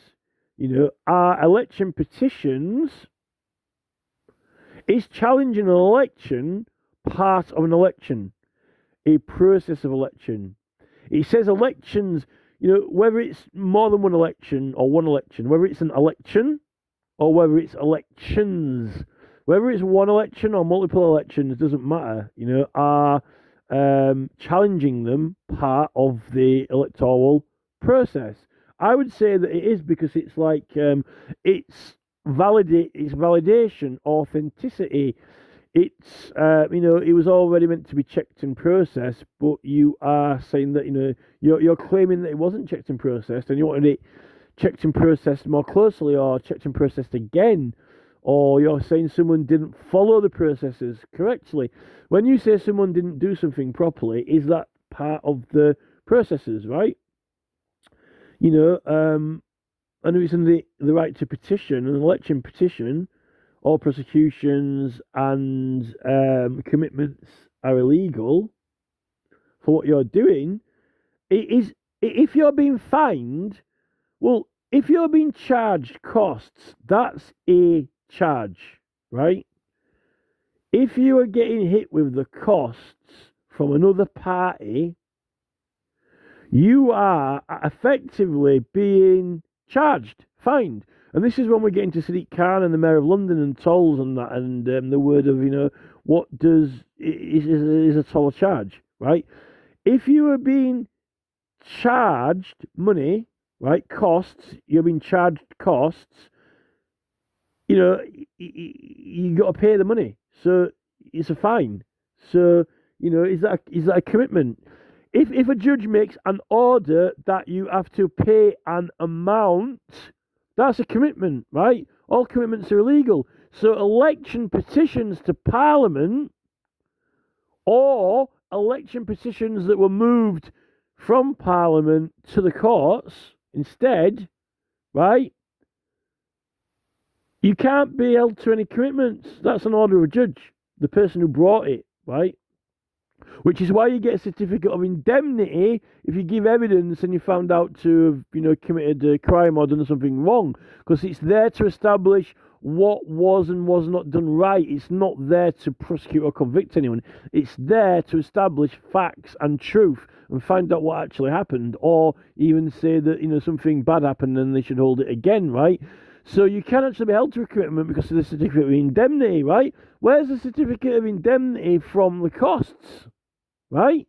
Where's the certificate of indemnity from the costs? Now, it says in one of the books, the Corrupt and Illegal Practices Prevention Act book, one of them, right? One of the copy that I've got is a good copy. It says that costs can be awarded to certain parties, but it says that they can or they generally should be paid for by the area. Now, if the petition was brought, by the whole area, then it would be the cost would be split between them anyway, right? But the whole area paid for them to have it. This is the thing.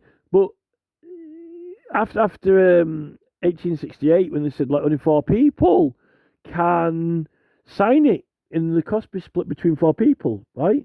Well, what about Michael Westwood's? You can still challenge a controverted election, which doesn't challenge a seat, apparently, to Parliament.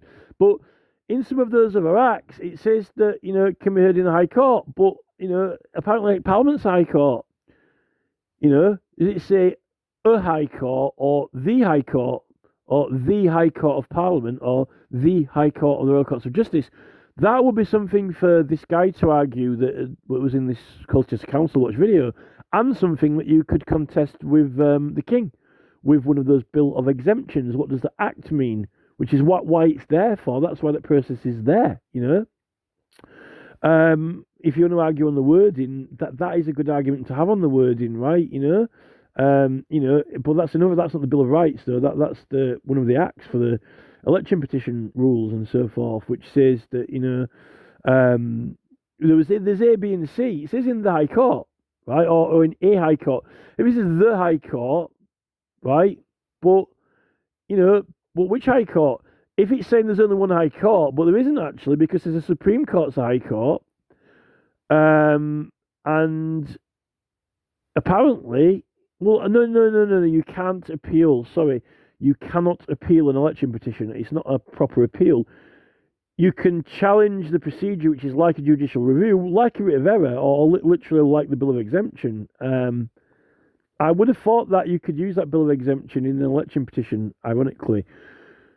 In the High Court, you've got the King's Bench, right? And then you've got the Court of Appeal, right? And then you've got is it the and another thing, that the High Court also actually sits in local jurisdictions, in local county, divisional courts and stuff and so forth in divisional courts. In a High Court or in the High Court. Well, actually, Erskine May calls Parliament, he refers to it as the High Court of Parliament, right? Its name is the High Court of Parliament, right? So if it says the High Court, not a High Court, if it can only be the High Court, singular, right, not a High Court, more than one, Parliament is not a High Court. Parliament is definitely the High Court of Parliament. Now, does it have to say the High Court of Parliament or just the High Court, right? Can you have the High Court of Parliament? This is a thing. That's a very interesting thing that I've raised, but you can have Erskine May says you can have controverted elections petition to Parliament anyway, as long as it's not contesting one seat. I would have thought you would use that for widespread corruption around the whole country, which affected multiple counties, because then why would you be having multiple trials all over England costing £5,000 each if it was like something like, Reform have cheated, and they got loads of extra popularity through talking pints or something like that, right? That is the type of thing that you would use the controversial election thing for. But they're not letting us. They don't want to publish them. They won't let us run them. And this is where we're being.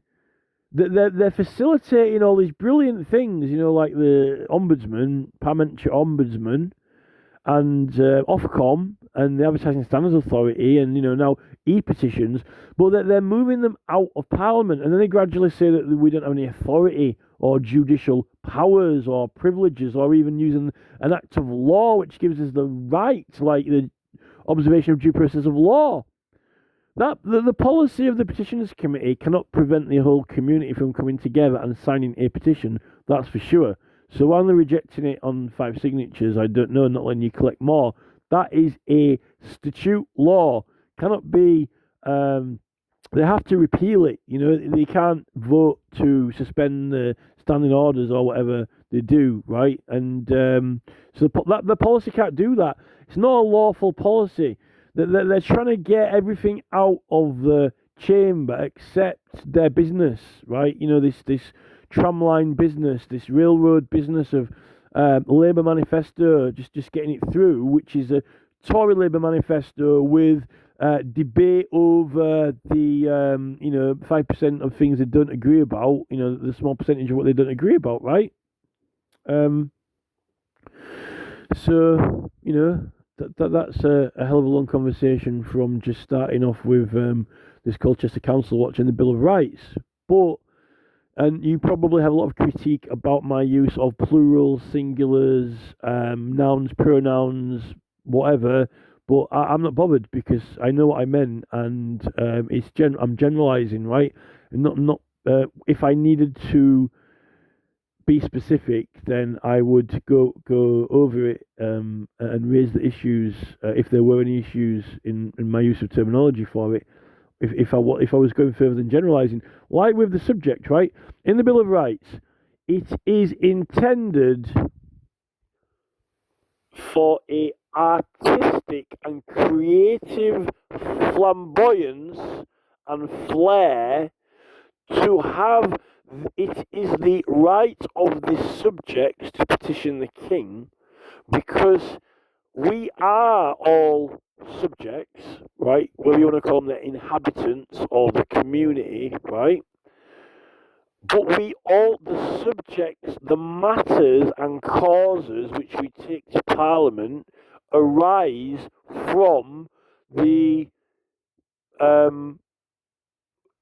when you set them in writing, okay, if a boulder falls off a cliff, right, and it starts rolling through, God's grace, and no person started it rolling, I'm not saying that all matters arise from the subjects or all matters arise from the people or the community. That there's a natural disaster. But what I'm saying is, so right of the subjects to petition the king, you're setting it in a matter of record, a matter of writ.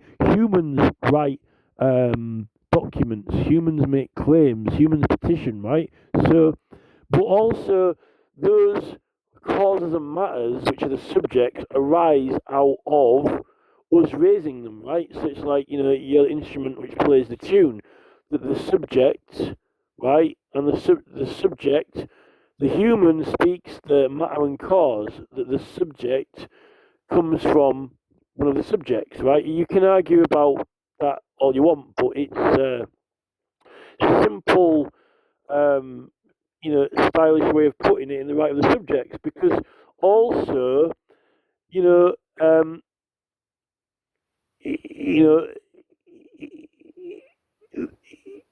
a way, when you got the Star Chamber, right?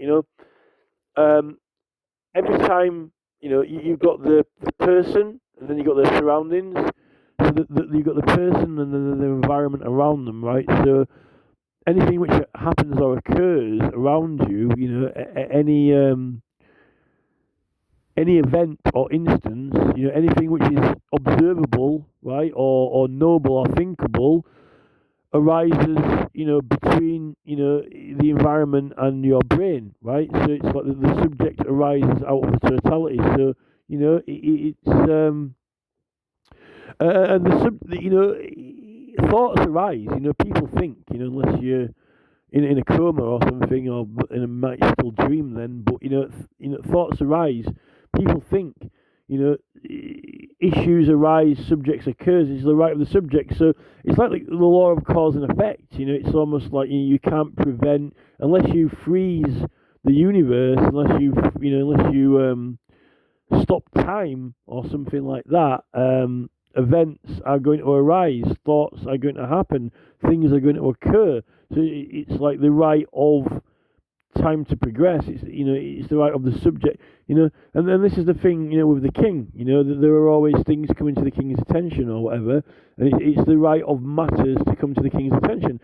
In fact, let's not forget out of all this, the oath of the Privy Council is that if anyone mentions anything concerning or about the king, which is meant to be, could be derogatory or offending, or I don't know if it has to be necessarily neutral or anything, I don't want to say unsavory, but anything of significance, um, you know, concerning the king, then all those people who've taken the Privy Council oath have got to, um, pass it to his attention or whatever, and that's an oath of a Privy Councillor. So you don't necessarily even have to write a petition to the king or put a matter in a matter of record or a writ, because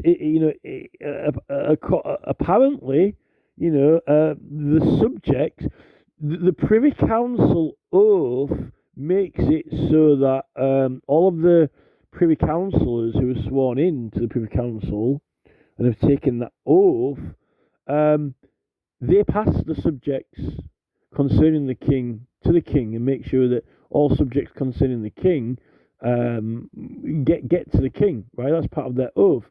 Which, but they're not allowed to. It gives them some